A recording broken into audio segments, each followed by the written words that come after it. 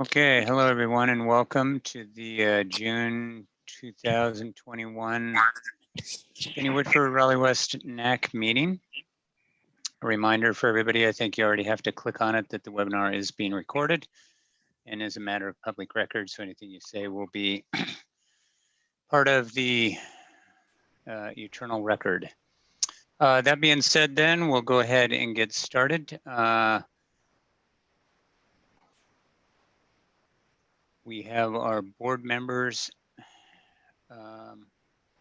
4 of our 5 board members. We're missing Sherry Moore. She may join us later on, but right now we do have a quorum to conduct business, and so we are on our way.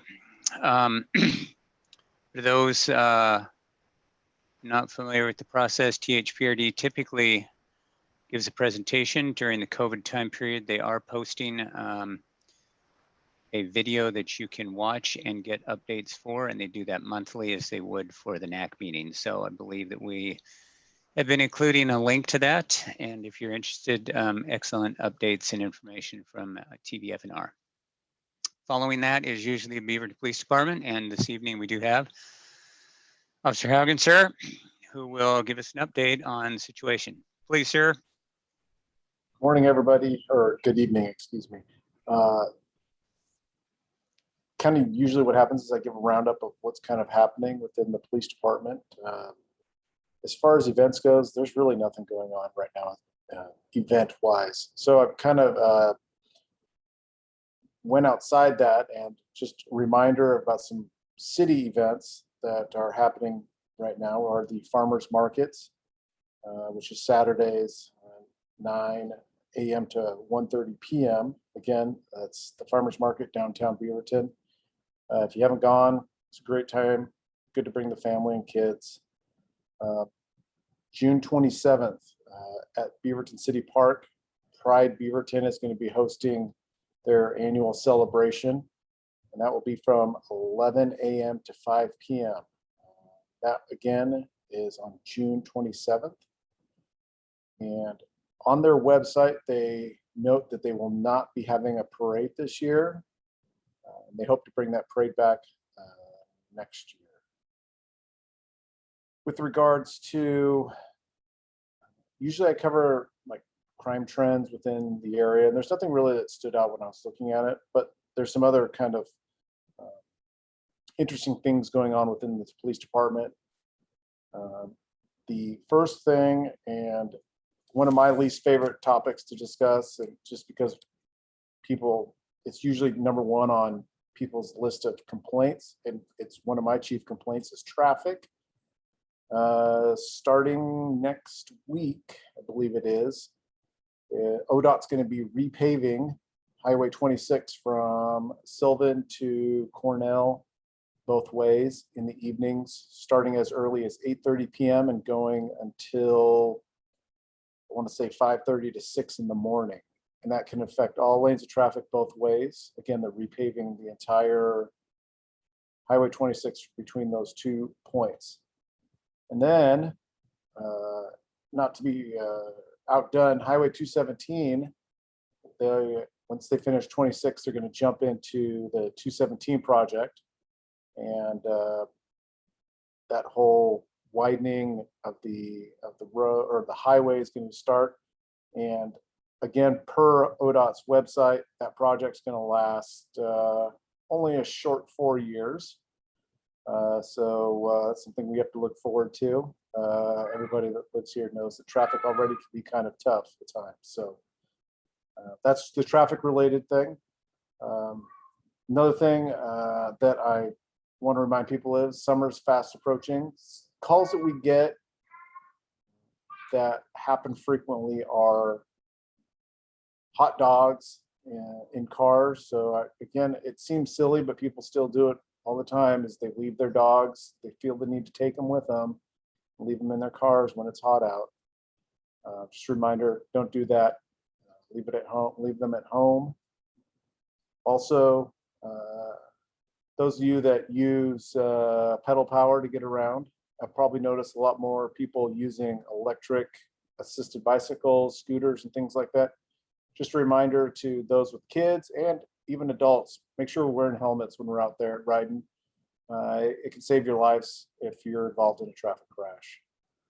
Also, unfortunately, you know, one of the things we see a lot of is stolen bicycles, scooters, and things like that. Just make sure if we're not leaving them out in their front yards, and if you're going to be parking them, make sure that they're locked up.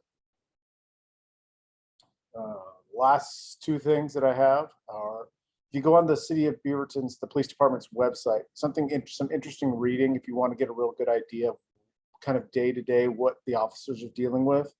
There is you can read our call logs. So every time an officer generates a report, be it for whatever, it gets put on this log.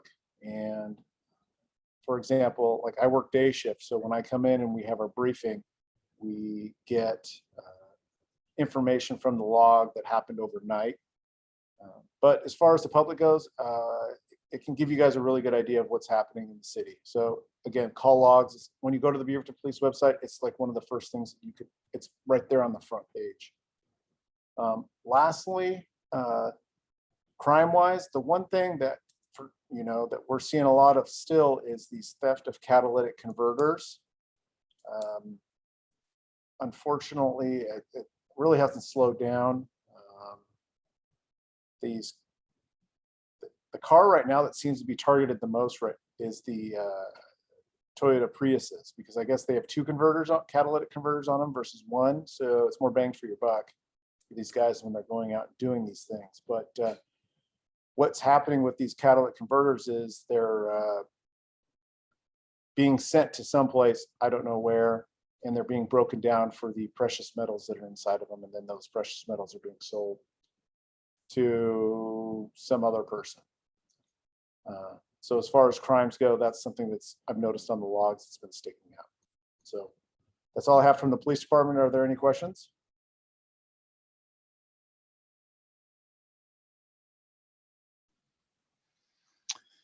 Thanks, sir. Appreciate it. Appreciate all you do for the city as well. And hey, Ernie, do you want to, what I called you about? Should we talk, should I mention that again? Yeah, I think we should, just for what we're going to do, a quick reminder to everyone that typically most NACs in this one do not meet during the summer, so we will not have a July or August meeting. Our next meeting will be in September. And at that time, Officer Haugen has an excellent idea for the board members. Sir? I'd like to be able to give the board members, just because of the limited numbers, I've started the email chain. It kind of has to go up the chain of like to my sergeant, the lieutenant, but the community service sergeant thinks it's a really good idea, but having the board members come to the police department, give a tour prior to the beginning of just a NAC meeting, and show you guys around, and then maybe share what you guys saw, some thoughts, things like that during the NAC meeting afterwards. And then that NAC meeting would be held, in my mind, would be at one of our conference rooms. We have quite a few / training rooms within the police department, or it's called the public safety building, I believe, that we can then use to live stream the NAC meeting. Pretty exciting, huh, Lani? Yeah.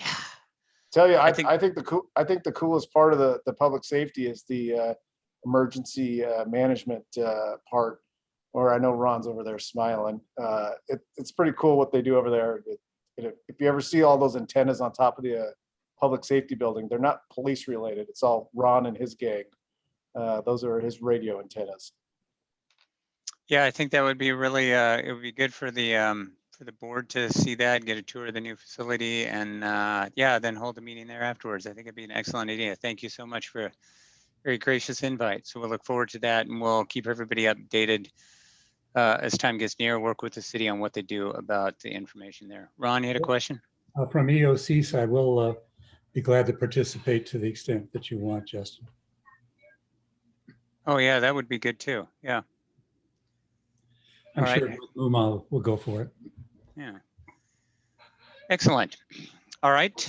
With that then, next up would be, are there any last questions for Officer Haugen? All right, that in mind, thank you very much, sir. Appreciate it. Again, all the work you do. And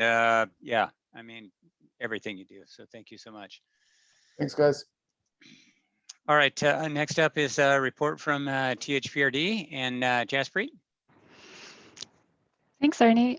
Good evening, everyone. I'm Jaspreet from THPRD. I do community engagement for the Park District, Tualatin Hills Park and Recreation District. To kick things off, I have some reopening news. Over the last few weeks, it's been encouraging to see the changes in the statewide health and safety guidance. We're being allowed to do more and more things and expand our services.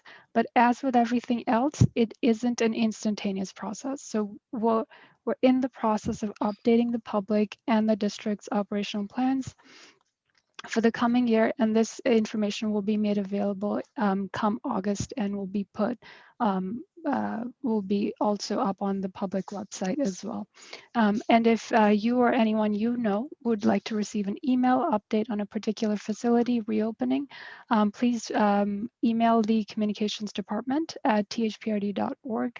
I'll also add the email address in the chat. We're continuing to maintain an interest list for parties that are interested in knowing as soon as something opens up. We also have opened a number of pools. We have the Aquatic Center is now open.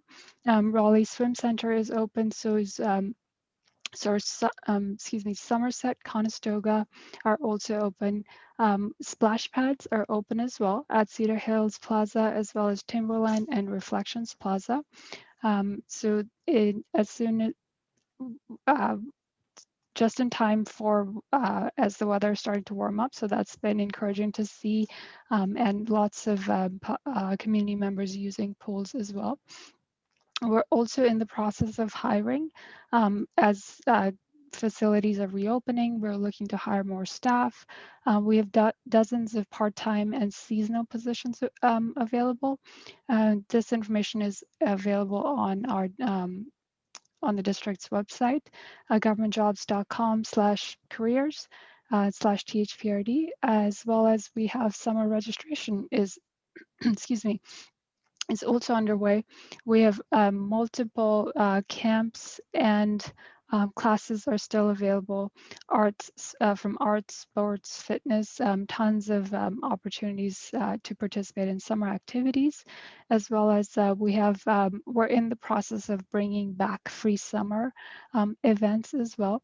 For everything from free fitness in the park at different parks across the district, as well as Recmobile, where our staff take the recreation mobile. It's got tons of opportunities for kiddos to do fun stuff. Staff take the Recmobile to different locations across the city, from apartment complexes to different buildings.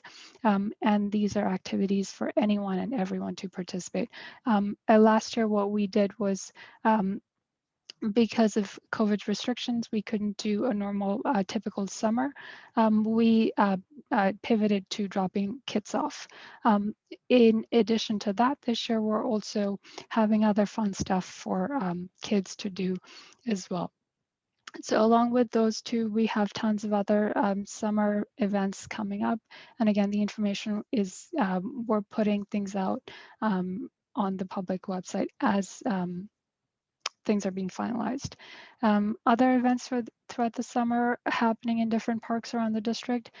Something that's coming up on June 30th at Wonderland Park is a park design workshop for a new park that's going to be at the corner of Southwest Baker and Lombard in the Vos neighborhood. And that's going to be in the evening. It's a free park design workshop for families. And whoever stays to participate in the entire workshop, there will be fun giveaways, including meal vouchers at local businesses and so on. And last but not least, we've got as always, the best place for all information regarding THPRD is our website. And you can also follow us on social media, along with Facebook, Twitter, YouTube, and Instagram. And if anyone would like to sign up to receive monthly e-newsletters, I can also add the link to the chat here. with that, any questions? It sounded like all the pools were open except ours. Is there anything going on with Harmon? Harmon, I'm not sure. It's not yet because not every facility is currently open as well. So as I mentioned, we're looking at operational costs because things have been affected as we have not been able to offer a lot of the opportunities that we typically have been in the past few years, and revenues have been affected. So in light of that, a lot of centers and facilities, not everything will be back up and ready for business. All right. This is Lesley Herren. I've been swimming at the Raleigh pool since January, and I noticed it looks like all lap swimming is being moved over to the Athletic Center. Are there any plans to bring lap swimming back to Raleigh pool for now, or is that it? I'm not entirely sure. As I mentioned, we are continuing to look at statewide guidance and then continuing to adjust and look at how much staff time we can devote. And again, just going from there. Thank you. Thank you, Jaspreet. Any other questions? All right, sounds good. We'd like to hear what's going on with Harmon when they do get it going, since everything's open but ours. Nobody likes Denney, Whitford, Raleigh West. Although the other pool in now that one was still closed while they work on the drain underneath. Is that the same one, or was that a different? Was that work completed? There's the one. No, there's the one over by Laurel, the outside one that had the drain crack under the. Right. That was. I think that's the Raleigh Swim Center, the outdoor pool. Right. That works complete. Yeah. All right. Thank you. That's been running since January. Right. Okay. Then yeah, I guess yeah, it's just Harmon's the only one. So yeah, we'd like to be interested to hear when they're able to open that. So thank you, Jaspreet. Next up, whoops. I only have one monitor right now. All right, next up is a neighborhood review meeting. Some people saw the signs out there. There are currently no signs. We're looking into what happened to all the signs, but we are going to have a neighborhood review meeting. Lani, if you would like to do the introductions, the city is working with that. And just an update from everyone. Many people are aware, but part of the facilitation of the NAC program is that we provide a conduit. We don't represent the neighborhood per se. We take information and pass it back and forth, and development and updates typically happen at the NAC meetings because it's easy for everyone to find out more and to, again, pass information back and forth. So this is not a public hearing. This is a public information meeting that's required by a developer before they begin to submit their proposals to the Planning Commission and to the city for actual permit process. So this is pre-permit process. This is your chance to get information and to give feedback.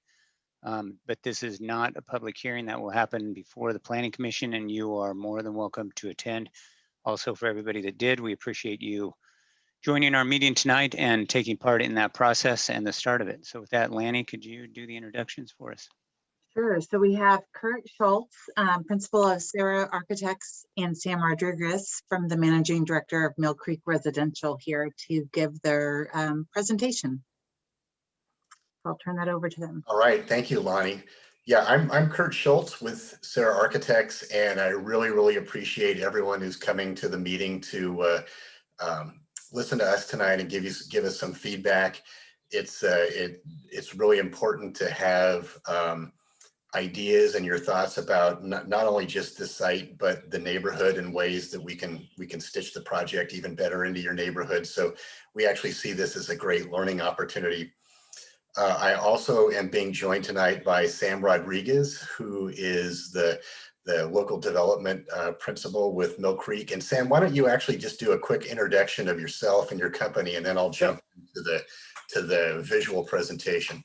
Perfect, thank you. And I echo Kurt in thanking you for giving us a little bit of time tonight to give you some presentation of our progress in the development that we're proposing.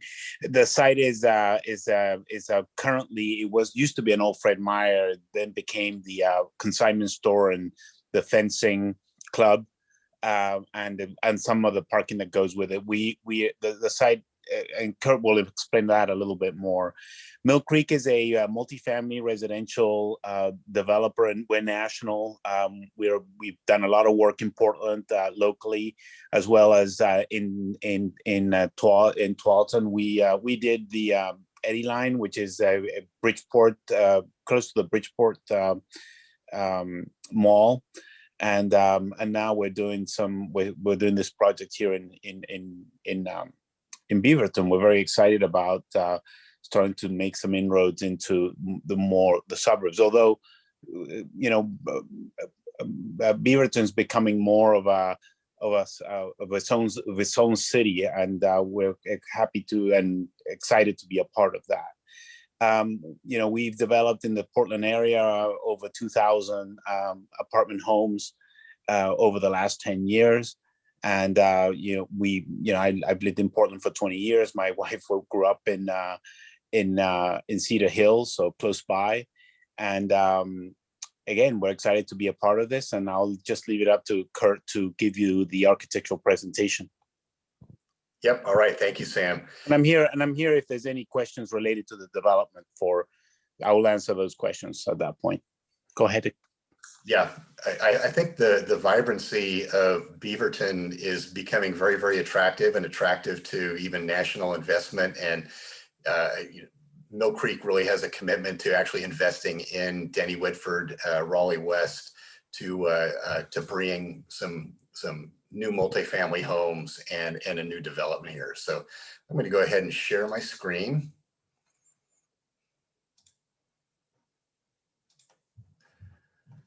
All right, can everyone see my screen? Yes. Thumbs up.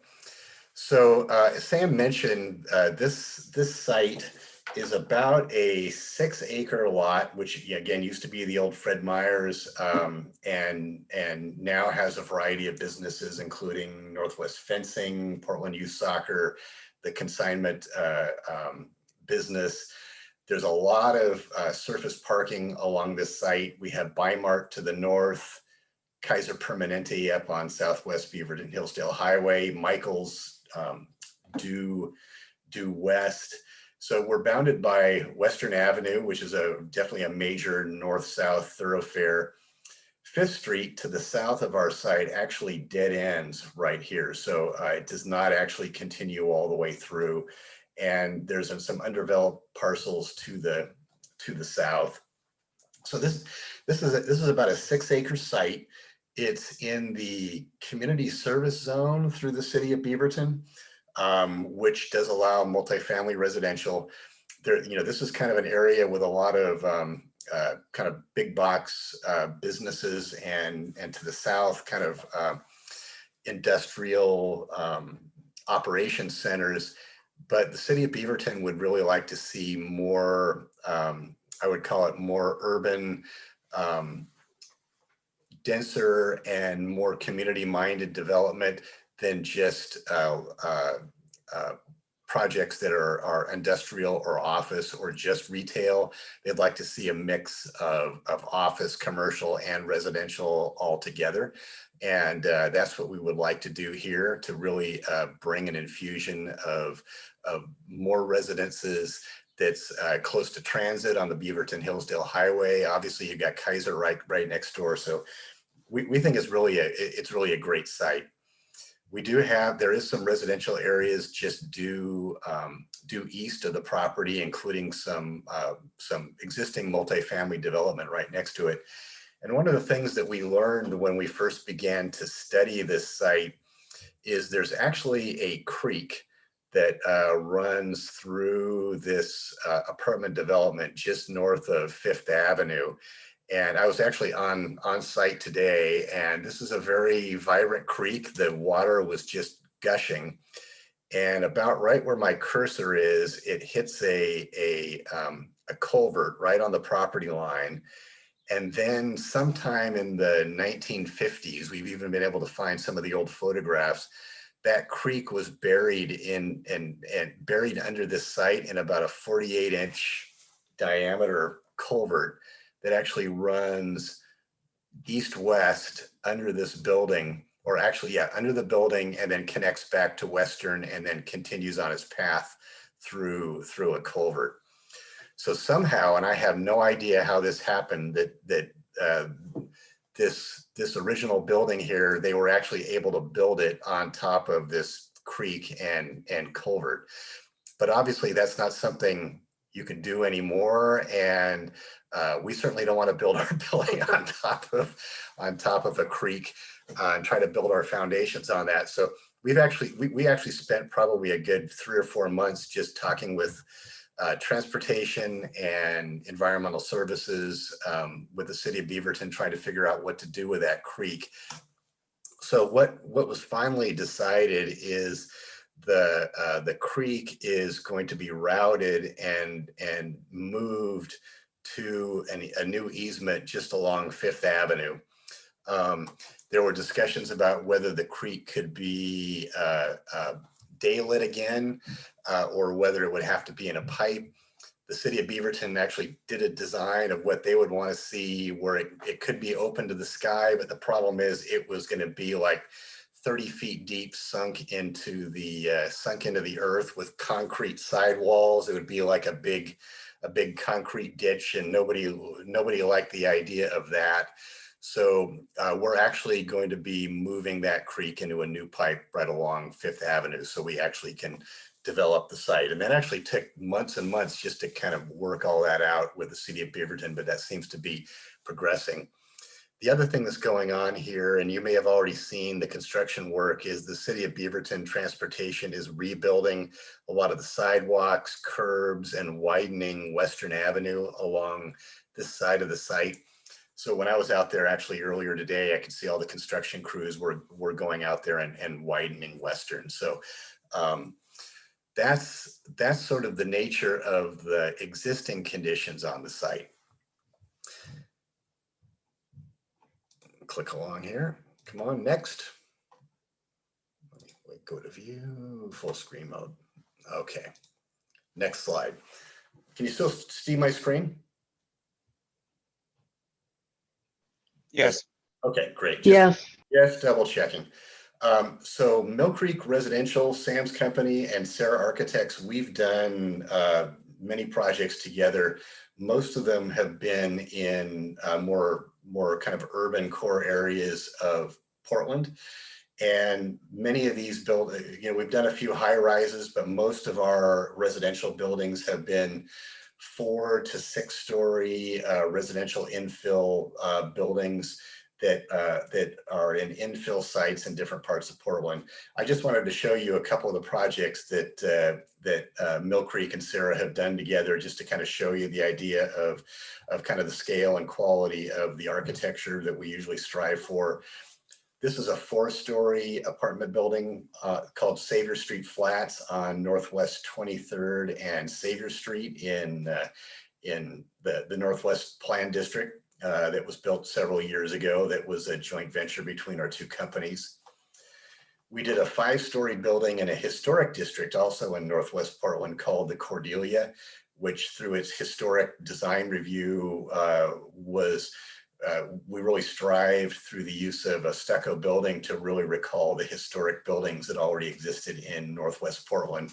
And again, that the scale of this building really fits into the context of its neighborhood. Another building that we did is called Tupelo Alley in North Portland. This is on Mississippi Avenue. And this is actually a combination of 6-story and 5-story buildings. So actually the 5-story wing of this building on Mississippi Avenue is pretty close to the same scale and height of building that we're going to be proposing on Western and Fifth Avenue. We're going to be, the new building is going to be called Modera Raleigh. We're currently in the middle of our design, but Tupelo Alley has been a very successful project and has always leased well, has ground floor retail shops on a very busy shopping street, but it also has very beautiful interior courtyards that a lot of the ground floor units and are able to kind of spill out onto as terraces. A lot of the ground floor amenity spaces are able to access these courtyards as well. And so I just wanted to show this as kind of an example of the scale and kind of type of architecture we're thinking about for this site. Now, what we're proposing is a building that's kind of it's almost kind of an H shape, if you will, where we have wings going north-south with residential units, and they're joined by a kind of the horizontal portion of the H is where our main lobby will be, as well as all the amenities we have for the building. So amenities for the residents will include things like a fitness room, common rooms, kind of communal office spaces, and places for work sharing, and just places for people to gather and enjoy their spaces, and also to be able to just get out of their unit and meet their neighbors. So the way we've organized the site, so this is Western Avenue to the west, Fifth Avenue to the south, and again, that creek used to run, roughly where my cursor is. In working with the City of Beaverton Transportation Department, they wanted us to take our primary vehicular access up here to closer to the north, and this actually aligns with the main driveway intersection to the Kaiser Hospital on the other side of Western Avenue. So they wanted our driveways to align. So basically, they dictated where we can take cars in and out of the site. And then we're also going to have another vehicular driveway entrance into the property at the very end of Fifth Street, close to where it dead ends. So the way that the building is organized is you'll come in off of Western, there'll be a drop-off area, and our main entry will be off of a small courtyard that faces north. The Bi-Mart store is just on about where my cursor is here. Then with the amenity spaces, you'll be able to flow all the way through the lobby and amenity spaces to a south-facing courtyard, which will get more sun. And this courtyard is quite wide. It's like more than 80 feet wide. This courtyard will be a very active space that has amenities for the residents, but will also be lushly landscaped. It will have a kind of a barbecue and terrace area. It will have an outdoor pool and spa so that gets south light and south sun. There'll be a variety of other kind of gardens and gathering areas. And the courtyard is actually open to the south and open to Fifth Avenue. So it will be visible from the south. On Western Avenue, we have primarily residential units. We also have a secondary main entry off of Western Avenue directly. The building is set back a little bit to allow some private outdoor terraces for all the units that are facing west on Western Avenue, and there'll be some landscaping buffers between the terraces and the new sidewalks. The new creek, or the new pipe for the creek, is going to be roughly in this area right along just north of Fifth Street. And that whole area is also going to be landscaped very lushly with new trees all the way along all of our sidewalks, both along Western, all the way along Fifth Avenue. The building is oriented to really be kind of an urban anchor.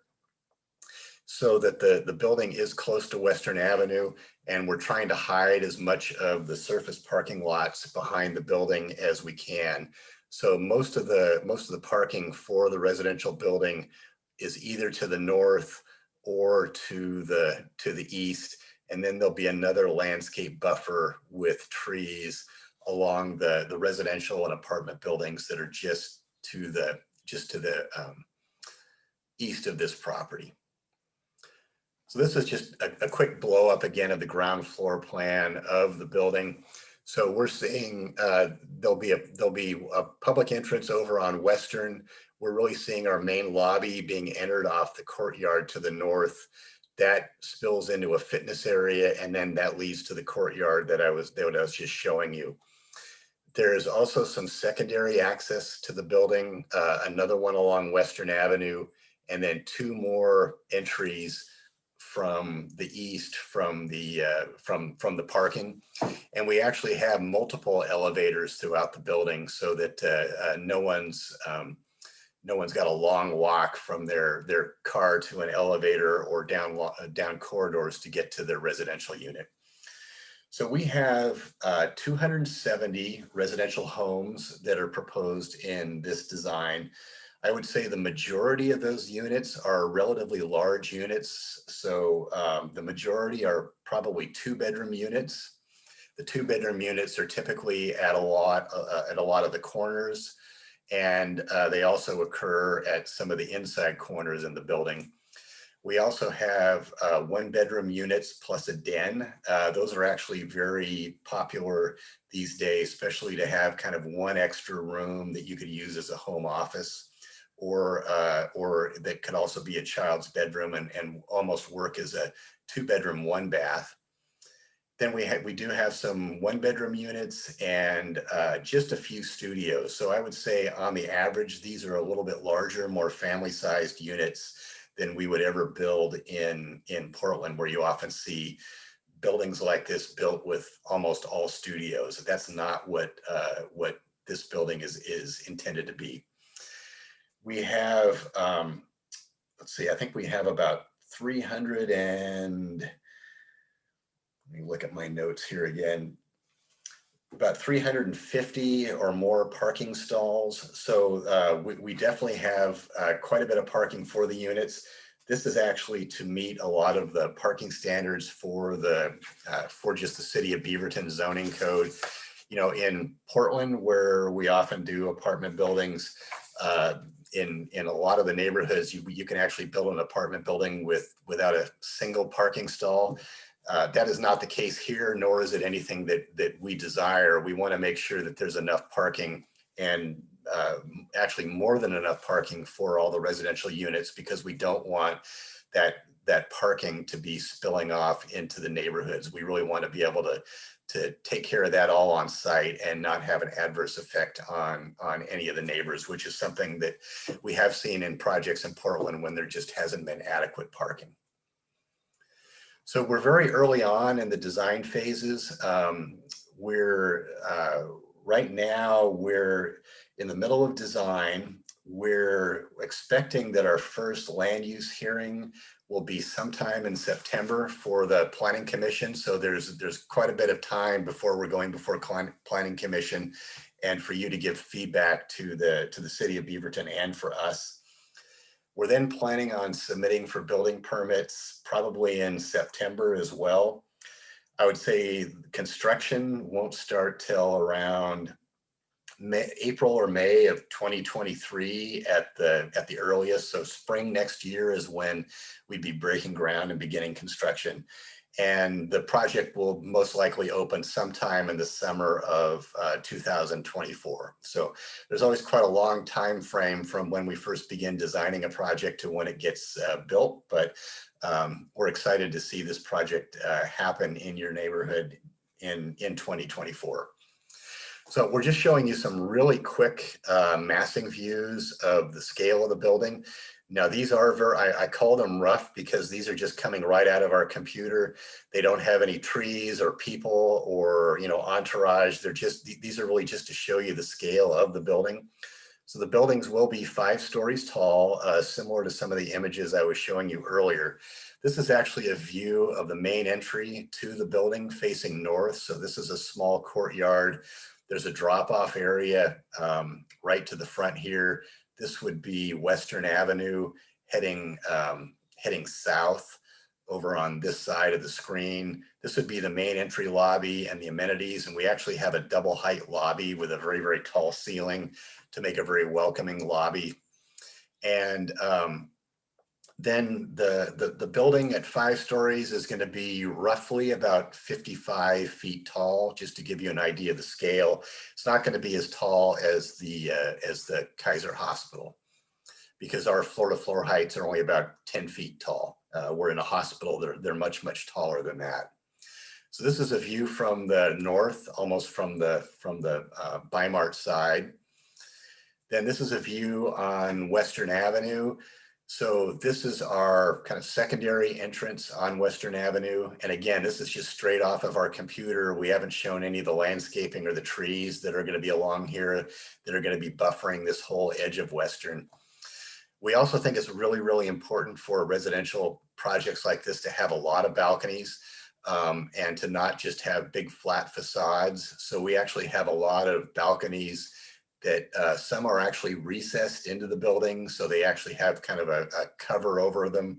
Other balconies are projecting from the face of the building, but quite a large majority of the units and the residences will have balconies. This is another view on Western where we started to sketch in the new trees and the new landscape buffering and the really intensive landscaping that's going to be built on 5th Street where the new pipe for the creek is going to be built. So this is the southwest corner of the building along 5th and Western, but there's a lot of articulation to this building, a lot of ins and outs. We're deliberately trying to not just create long flat facades, but to create something that has a lot of vibrancy and a lot of warmth and something that will be an attractive addition to the neighborhood. So now moving along to the south side of the building, I mentioned earlier that our courtyard is going to be open to 5th. You're able to see into it a little bit more than you will here in real life once all the landscaping and the trees go in. But this is just showing you again, the scale and the size of the building. So this is looking into the courtyard where the pool and outdoor amenities are going to go.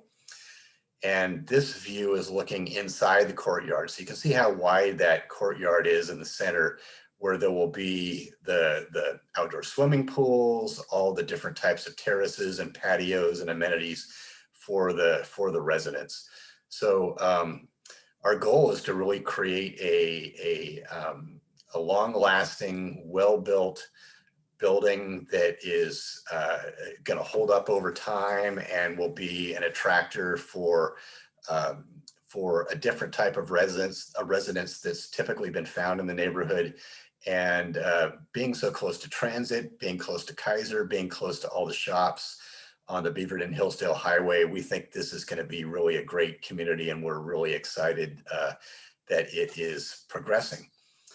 So with that, I am going to open it up to questions. And if anyone actually wants me to change to a different slide, if you have a question, Sam and I would be happy to answer any questions that you have. And we'd also like to hear more about your thoughts about the neighborhood.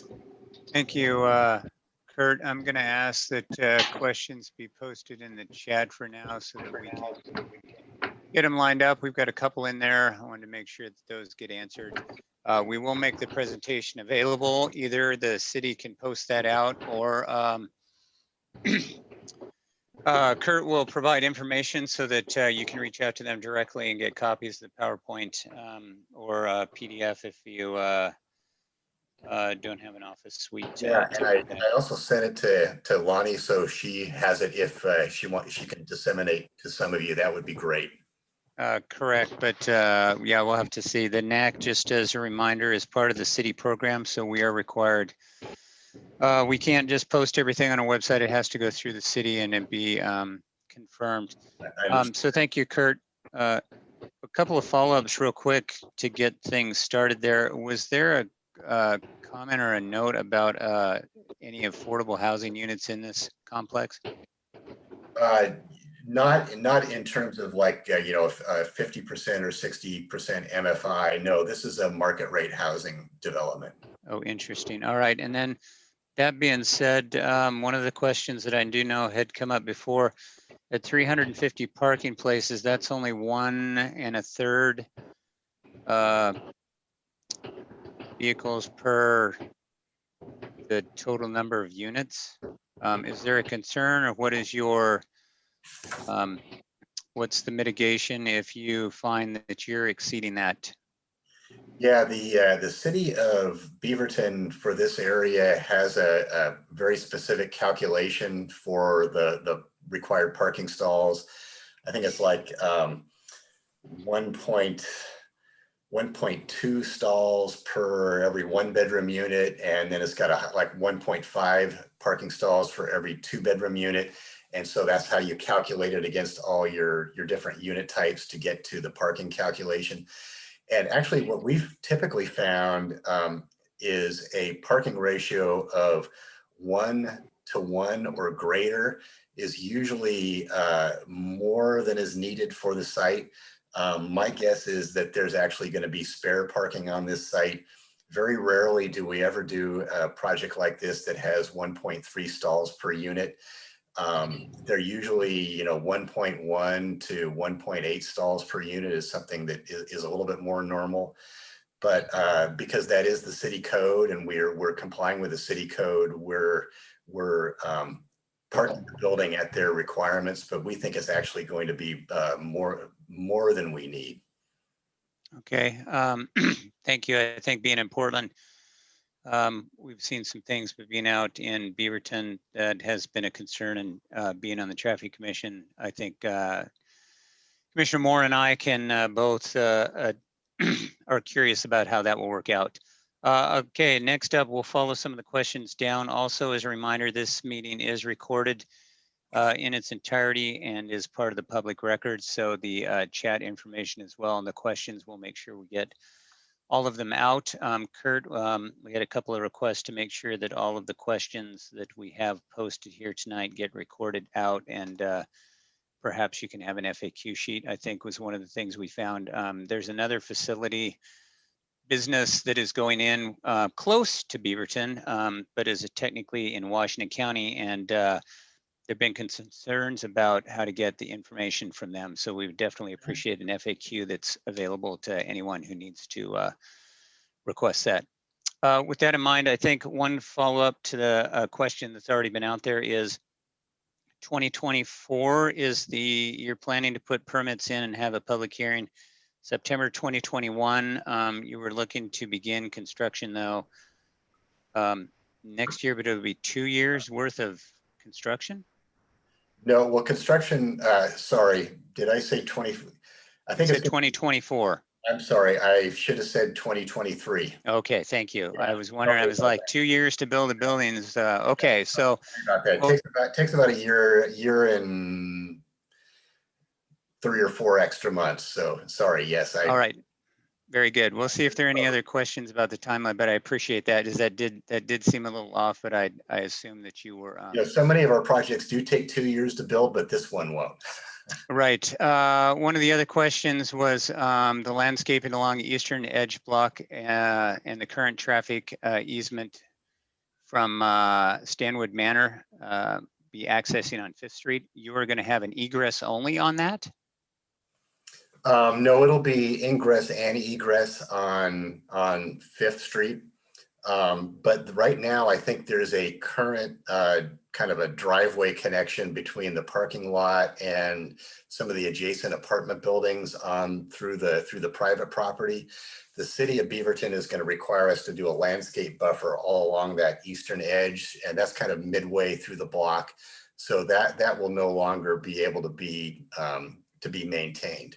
So how will you, I think one of the concerns and questions is how will you make the buffer and also allow viewing access for people trying to pull in and pull out? Because that's a pretty tight, where the road ends and they pull in, you'll note that there is that little kind of jog around the corner. So is there are you going to be able to leave part of that and put a lower buffer so people can see as they pull in and out, or? You know, that's actually really a good question. We haven't gotten into that much detail on that one particular spot. You're talking about that at the very end of, it's like 101st, is that right? That's No, on Fifth Street at the very, very end, where basically the road ends. The only way for the folks to pull into the apartment condos in there is a pretty tight corner, and so the view is going to be restricted. And I think it would. One of the questions would be: is there a way to open that instead of having an ingress egress just to the property? If you could pull the buffer back a little bit to allow a more open area in there, because that does get to be a tight fit. Especially if you've got a lot of traffic coming in and out. And I think there's a concern about how that would work. I think our driveway is going to be about 30 feet from the property line on Fifth that comes in. So it's not going to be right tight to the driveway that goes to that accesses the apartments. But if visibility is an issue, we can definitely go take a look at that and see if there's anything we can do to help that. I think that whole area in there would be a concern for the folks. That would definitely be of interest, just to know if there's any way to help kind of make sure that whole area gets some attention there. Okay, that in mind, your next comment was about how this is more family oriented than some of the other facilities. So one of the questions is, where will the children be able to ride bikes, play catch? The ADA accessibility as well is all taken care of, it sounds like, at the front, but are there ADA bike playground? Is there any kind of, what are you going to do for the kids in these family areas? Yeah, you know, a lot of that is going to be happening in the large courtyard in the center of the building, where there's going to be, you know, multiple types of landscaping, paths, amenities.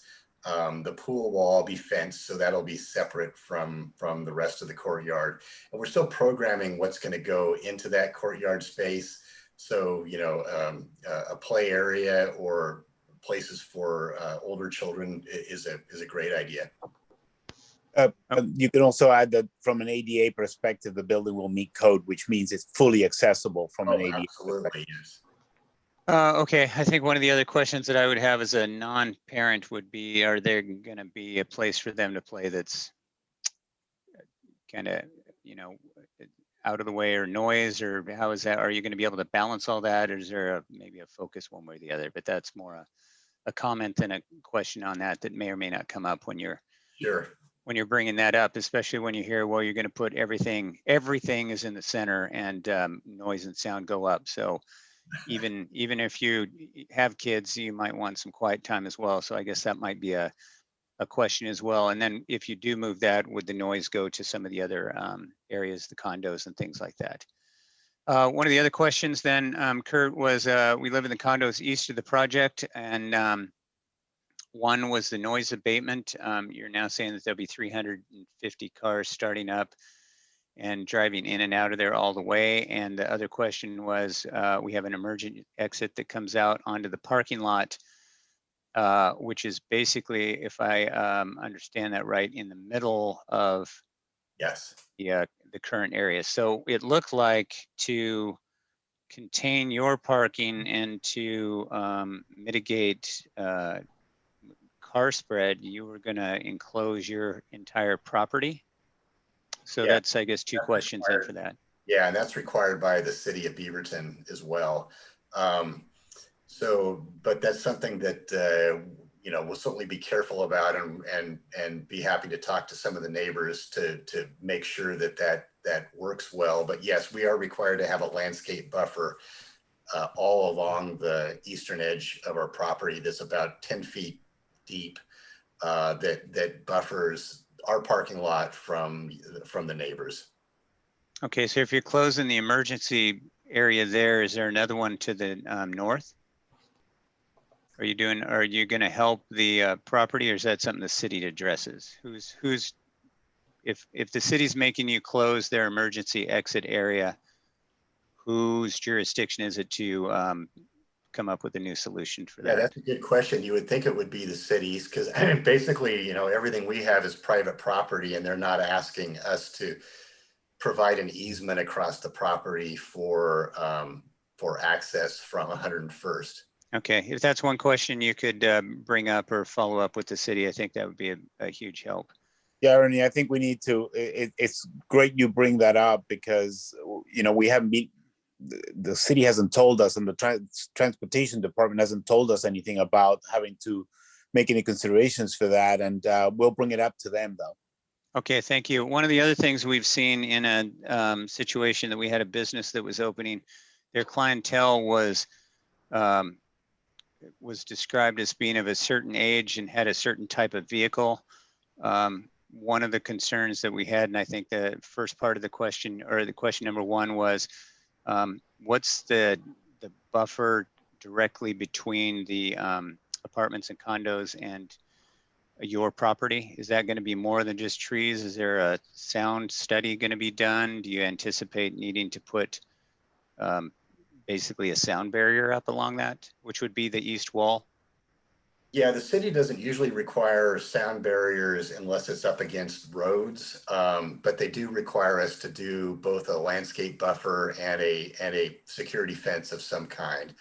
But it's not just trees; it's kind of low hedges to create that. But I think the city sees it more as a visual buffer than a actual sound buffer. Okay, one of the questions that has come up in some of the other, well, it's come up in pre-planning requests, but one of the things that has come up during the Planning Commission, and Planning Commission has been very open to that, is some sort of sound study. If you don't have a true idea of what the sound level will be, I mean, that the point is kind of valid that they're going from a parking lot that's got people coming in and out during the day to people that would be commuting, basically. So just food for thought on that one as well. Yeah. The timeline again was going to be filing with the city in September of 2021, and then you'll be seeking to have your construction permit as well in September 2021, which would allow you to start construction in the spring of 2022 and then complete that somewhere in the summer of yes, and then complete that in the summer of 2023. Is that correct? We're thinking that we're going to be having our land use hearings in September. We would submit to the city our building permits also in September, or whenever the land use process is complete. And then the permit itself usually takes 3 or 4 months at least to be issued by the city, which is why we're not planning to start construction until the spring of 22. Okay, perfect. All right.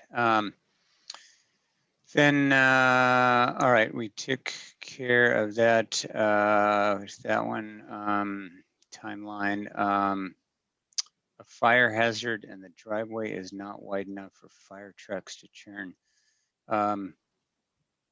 Okay, I think one of the questions there, it looks like from Brian, that might be something that we want to work with the city on and find out to make sure that we get everything going on. So I believe that we'll, I don't want it, I'm not letting that one go, but we'll come back to that in just a little bit because I think it's going to be a little bit more time consuming, Brian. 101st, not a street, correct. And I think we talked about that part, Brian, with what's going to go on in that back corner.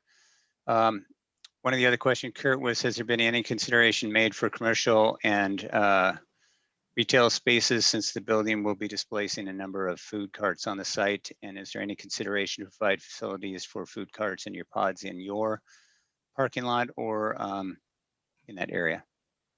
Right now, that is not in the plans, Ernie. Okay. It sounds like the construction of this project will coincide with the major roadway construction on Western taking place between now and June 2023, the impacts. Are you coordinating with the city on what's happening? Yes. Okay, and then your, all right, yeah, I think we'll have to see how that goes because that is something that is I think a combination, because we also have another business on the, for those that weren't at the meeting last week, or sorry, last month, there was a presentation. There will be a construction going on the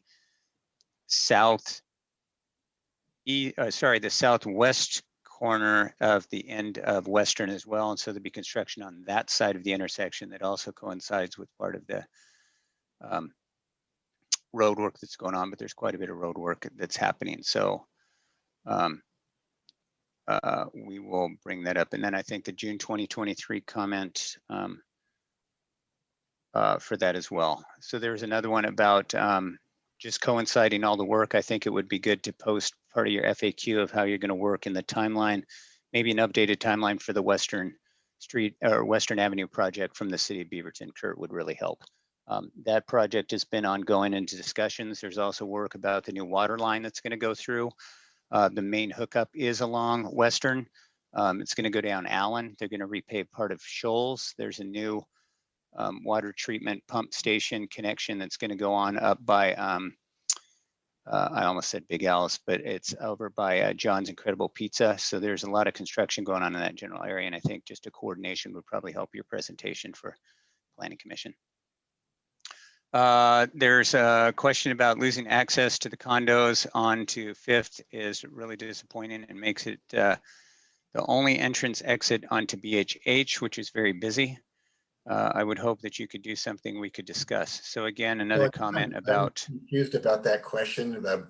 Is that because of the access way that goes through the current parking lot now that goes down to 5th? Because there's another access point on 5th to a different development, but that's not to the condos? No, the question, it sounds like, is a concern about how the traffic pattern is going to go, because right now you can kind of go out along next to Bimart, right?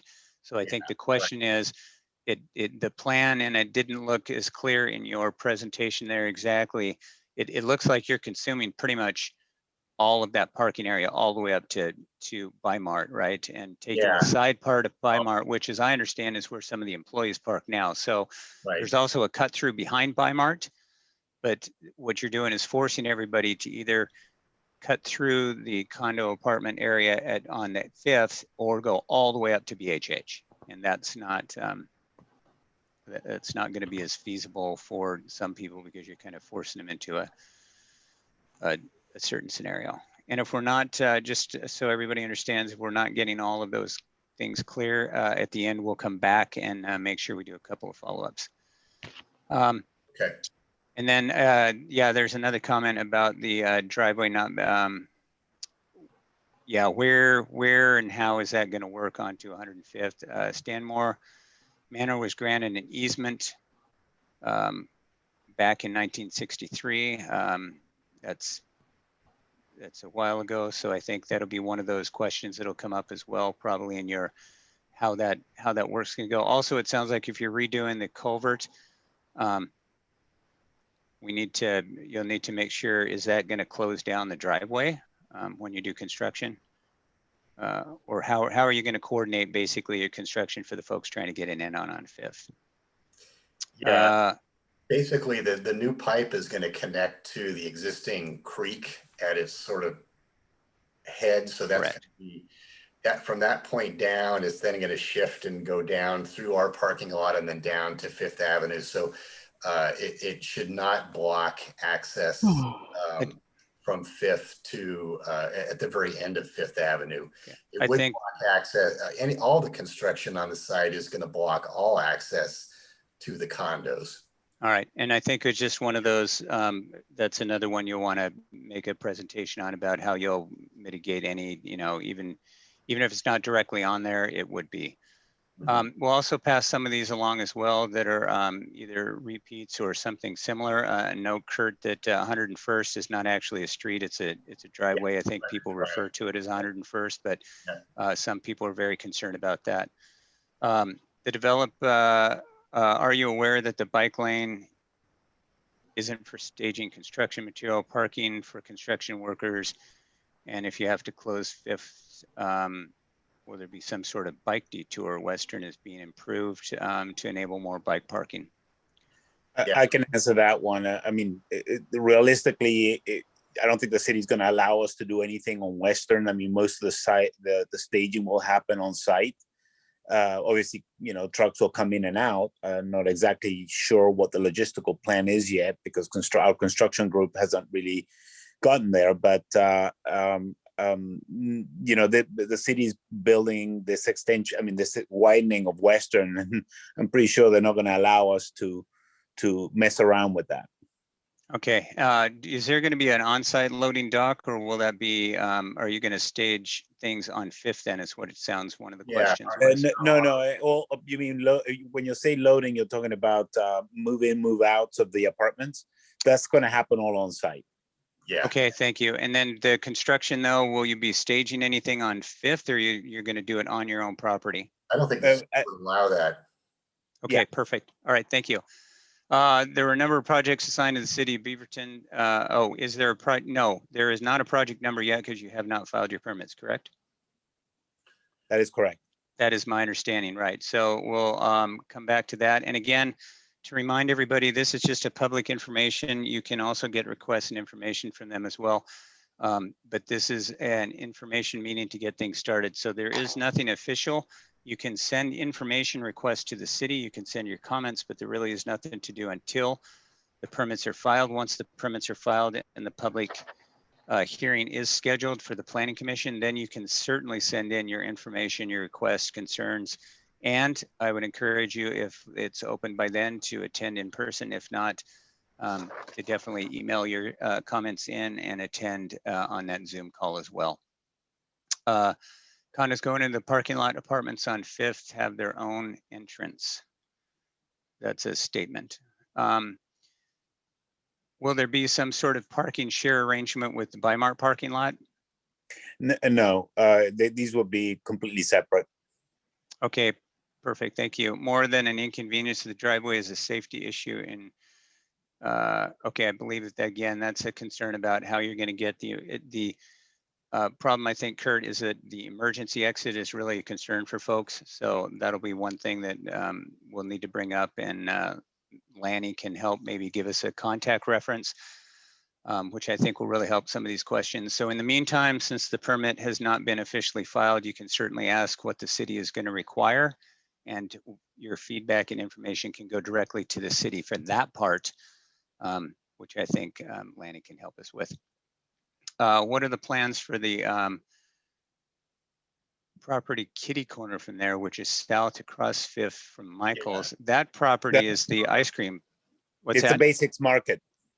Oh, is that what they're going to put in? Yeah, if you look, I mean, I'm reading, Ernie, I'm reading there's some Yep. more chats, and they actually answering the question. The basics market is going on in the property kitty corner to this property. Correct. That is one of the, we also had a presentation from them. They want to do an ice cream facility as well. So that was going to be very exciting. So yeah, that was already. That's great. What are the, okay, that was the plans for the kitty corner south of Michael, right? That was that. I've not heard what was bought by the, okay, that was a different question. Doesn't the bike lane need to be connected to spring water? What I think all the infrastructure, both pedestrian, bike, and vehicle wise, has been developed by the city itself. We're not touching that. Everything we're doing is inside of the property. Right. I think the only concern, it sounds like, is to make sure, but that I believe who Becky answered. Where did it go?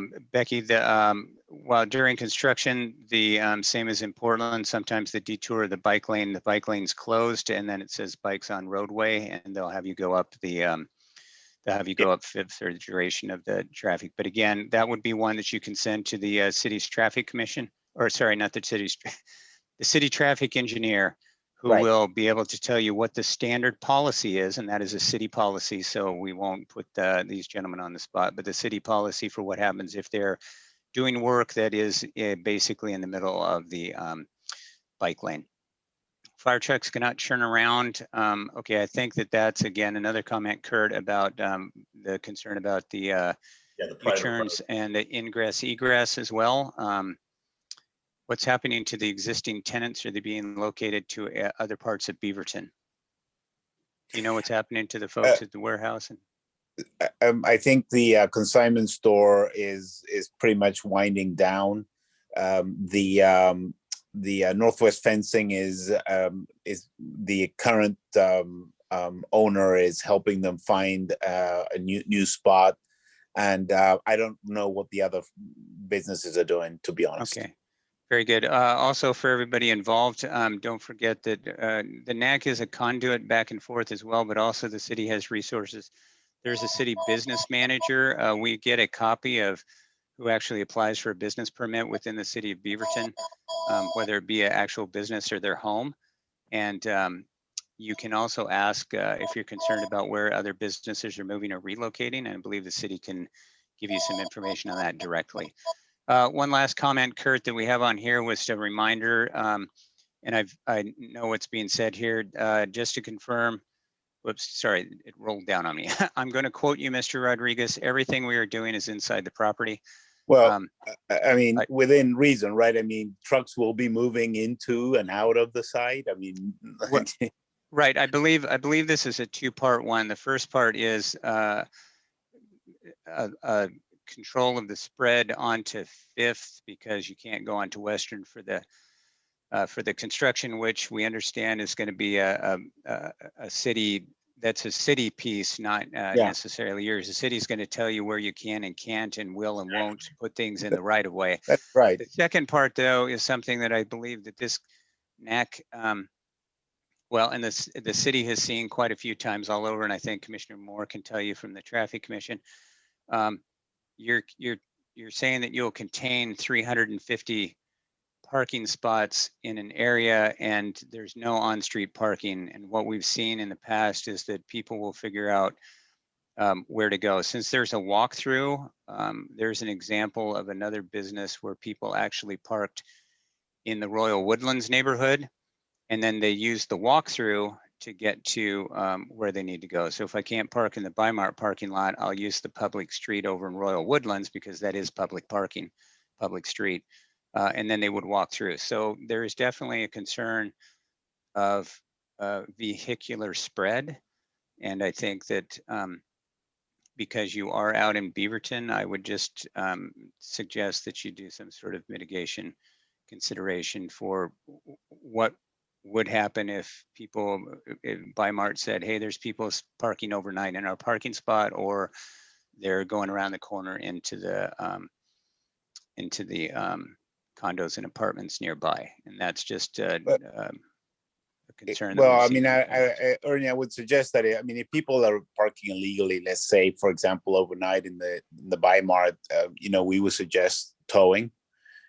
You know, even if they are our own residents, I mean, that we don't condone illegal parking. So correct, Sam. I guess I'm sorry. I'm not inferring that. What I'm saying is that they'll park there until they get a warning. But also, what we've seen is just general the concern that nearby neighbors are going to have is that if you are trying to contain folks in a certain area and you don't have enough room.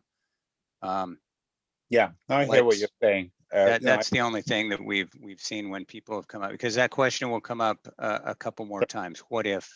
And just to be clear, yeah, we're not going to be supporting Bi-Mart parking in the residential parking lots. Correct. Okay, thank you. I just I think that question, right? That, like the emergency one, will come back until there's a sense. There is one other question here about Michael's parking lot for workers to park, like Kaiser arranged for the construction of others in Bi-Mart during the construction. Yes, I believe that the city, that was the city's recommendation as well, Lesley. So one of the other things that if you are concerned, again, part of this construction process is based on Mill Creek and their work, but the other part is set up and requested and done by the city, which will mandate what and how traffic is impacted, what roads can be used, and things like that. So to preempt some of your concerns and questions, I would encourage you to reach out to the city's traffic engineer and also the planning commission and ask what are the requirements you do when someone is building on a roadway that does not, that they can't close. So obviously they're not going to be able to encroach on Western. And Fifth is a conduit for the apartments and condos. So there's going to be definitely limited space. What does the city typically do? And I think the best way to do it would be just to send something to the city and say, what are you going to require of the developer when they start construction? And that will probably get a lot of your questions answered before we even get to the permitting process. Another one, what about, I'm sorry, go on, Sam. No, I was just going to say that I was also going to offer that, you know, it's early days still, but once we have a logistics plan with construction and, you know, we're getting closer to that date, we will make available to the immediate neighbors the phone number of our superintendent. So if, you know, if any of our workers are not behaving, parking in the wrong places, or any, and also to give everybody a heads up on, you know, things that are scheduled during construction that might be particularly disruptive, whether it's, you know, big concrete pours or anything of that nature, or big deliveries that might, you know, might create traffic. We'll give everybody a heads up through our construction group. Okay, thank you. It sounds like we've got a pretty good finger on the pulse here about some of the questions, concerns, Kurt and Sam, that you folks are going to face when you come up, and some follow-ups again. I think in FAQ, I encourage anybody that still has questions to talk to the city about what the city requires, because there's definitely a balance of how this is going to work in partnership. I think, Seth, to your point about the other way agreements and arrangements with Bi-Mart and others about overflow and off hours parking may be an option. That's something that you can look at down the road, but I think it's definitely something to consider, and we can pass it along to Sam and Kurt. I think one of the questions was maybe you can develop some sort of partnership with Bi-Mart or even Michael's, although they've got across the street, but we've seen in other cases where there are businesses that are open during the day, overnight parking in the evening, but I'll leave that for yeah, it's a good suggestion. just a comment. Yeah, you bet. All right, with that in mind then, everyone, I appreciate Sam, Kurt, appreciate your time and information. And again, I believe that if we have any questions, we can post them to city, and we can go ahead and move on to the next section. We'll again look for information, FAQs if you need that, and ways to reach out, and we'll put that into the meeting minutes as well. Does that work, Lani? Is there a way that we could send you just some basic facts about the building in an FAQ, and how, and who would we send that to? That should go to Lani, because again, the NAC does not, we are just a conduit board, and we are all volunteers. The city needs to coordinate and control what's on the website, because that is a matter of public record. And that is also, yeah, there are just so many rules and regulations about that. The city controls the website. So Lani, and she just put her email on there. Kurt, Sam. I've got it. Go ahead and see, yeah, go ahead and email that. Also, for those interested, if you do have questions or comments and are wondering for more information where to get that, Lani can certainly give that to you. She is the manager of the neighborhood program and our liaison to this NAC board. So thank you so much, gentlemen, for your time, and appreciate that information. Awesome. Next up, in fact, here comes the next part. Lani is going to give us a city update. Great. And since we're running a little late, I'll keep it very short and sweet. So I'm Lani, Parr with the neighborhood program, and the city has hired a city manager. So the Beaverton City Council has appointed Jen Harayama as the city manager, and this comes after a really robust recruitment process that also involved community engagement and even an open, like you were invited to meet the finalists. And so just as a recap, this is the city manager is going to help support the city's transition to a council manager form of government. A little bit more details about Jen's background. She most recently served as the city's manager of Tracy, California, and her local government leadership career began in 2000 as the assistant finance director. And then she also transitioned to the city of Tracy, California, and was the administrative services director and the interim assistant city manager. And then before that, she was the city manager of Livermore, California, and the city manager of Scotts Valley, California. And we're expecting her to start in August. And we've got All these details, along with our new city charter information, is on our beavertonoregon.gov charter page, and I'll put that in the chat. And so the next area is just a quick update on what's happening at the library. We've got our summer reading program still underway. This is a really cool program that allows kids and teens and adults to read this summer and earn prizes, while also giving back to those in need. So a couple components to this. There's where you can complete 15 hours of reading, listening, audiobooks are being read to, or doing a family activity. And there's no registration even required for this. You can just print off the reading log from the website and pick it up from the library or create your own to track your progress.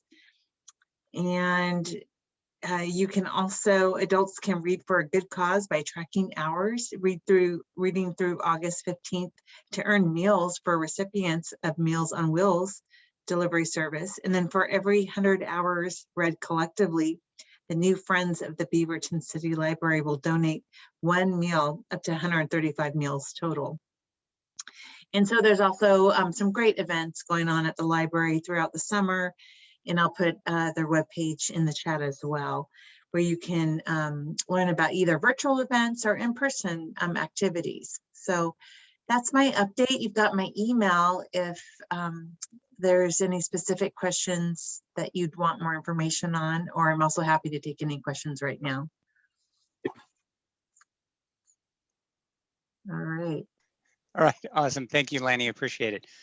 Next up is BCCI report. Rick, what's going on? Two quick ones because of time. Number one, we've got a special election coming up on September 21st for our open seat for the city council because no person got a majority. There are the two top vote getters, Ashley Hartmeyer-Prigg and Jerome Sabayan, are running against each other. I believe that BCCI is going to do an interview with both of them, probably prior to, so that people can then be able to tune in and hear conversations with both of them. Second part is the Beaverton City Community Development Department, the Housing Options Project currently has an online open house because, quick one again, Senate Bill 2001 is going to change the way single family residential is zoned in the city of Beaverton. And that's going to happen between this year and next year because the city council has to make the change. Otherwise, the state implements it on top of you. So there's a open house that you can go in and actually look and see what the city is now doing to try to figure out how to deal with the fact that we're now going to be allowing, multifamily, or I should say duplexes, triplexes in specific single family zoning areas. So it's all online. You want to go in there, take a look at it. They did a really good job. Rob Zoller's done a really good job of putting the analysis together to show what a multifamily would look like in a particular residential zone, 5,000 square foot lot, 7,000 square foot lot, and then get a sense of it. So best to go ahead and take a look at it. Planning Commission is going to deal with it by the end of the year. So probably a really good idea for everybody to take a look at this. Awesome. Thank you so much. Appreciate it. Sheri, treasury report? Just the same 27 cents was added to our account. We're up to almost actually $6,500 total for that account. So nice. 27 cents adds up. There you go. All right. Thank you very much. The last thing is the board business. Well, next to last thing, I'm sorry. We need to vote on the meeting minutes of the last meeting, which we met last month. So I would make a motion that we approve those as written by Recorder Tracy. I second. I had actually sent Tracy an email with some things that needed to be updated, and she responded. So excellent. Okay, with that in mind, then I believe that we do a verbal roll here as part of that. Similar to the other one, since we are doing this in an audio manner. Tracy. Right. Yes. Okay. I wrote them. And Sheri. I know. Sheri Struk. Yes. Rick. Yes. And Sheri Moore? Abstain, I was not Oh. present. There you go, perfect. And Ernie, yes, so that motion approves 4-0 with 1 abstain. All right, perfect. That is our business for that. Next up is 2 parts. Are there any, let me go back to my other sheet here and make sure I officially run through this here. So that takes care of all of the old business. New business or visitor comments for things that were not on the discussion tonight or not part of the presentation this evening. If you do, ask that you raise your hand for that. Otherwise, Lani, is there any other information or new business that came up? I didn't receive any info for new business. Okay, sounds good. Appreciate it. And then, all right, so last thing is just a follow-up. Rick, appreciate all the info for BCCI talking about the, oh, Sheri, was your hand raised for the abstain, or do you have another comment? I received an inquiry regarding some weeds that were obstructing an area, and I actually forwarded that to Miles, and I have not heard back, but there is a community concern that they want to know who is responsible for taking care of that, facilitating getting that out of the way so it's not obstructing view into traffic. Did you see that information, Lani? I didn't forward it to you. I just sent it to, all right. I just wasn't sure if that needed to be in the record or if I just need to follow up with that, and we'll add that at some other time. It's not something that needs to become a full-blown discussion, but I wanted to make sure whether someone was helping me to be able to respond to that community concern. No, I appreciate that. Too. Yeah, and I think as long as we mention it, that it was received and passed on, that we can do it. If there's a follow-up, then we can always take care of that later. All right, so we're about out of time. Real quick, though, I did want to thank Rick for the work that they did with taking the information back and the BCCI coming together. They made some recommendations for the Traffic Commission based on the traffic calming process, and the Traffic Commission is going to take that piece by piece. The next time they meet in July will be a group discussion focused on the voting process, and then they're slowly going to look over the entire process. But they're going to start with the voting and kind of try and spend one meeting on just one part instead of trying to take care of everything all at once. So appreciate the BCCI taking the leadership and getting the programs going and getting it started, because there's definitely a lot of interest in it. So good thing. All right, appreciate that time too. All right, anything else from anybody? Oh, Lani. Oh, yes, and thank you for the reminder. And again, we do not meet in I don't know why I'm doing that, in July and August. So the next meeting will be in September, and there will be nominations or explanations about the voting process if you are interested in becoming a NAC volunteer and a NAC board member and taking over. All this could be yours with a simple coup. And yeah, it's all yours. Kidding. It's a lot of fun and very rewarding, but it is good to be involved in the community and the city. So I appreciate everybody on the board. Lani, thank you for your time, because this is not always an easy thing this late in the evening to do this, and probably do it for more than just one NAC. So thank you again. All right, we'll see everybody then in September. If you have any questions, please let the city know, or you can email us and reach out. Thanks, everybody. So Lani, you stop the recording.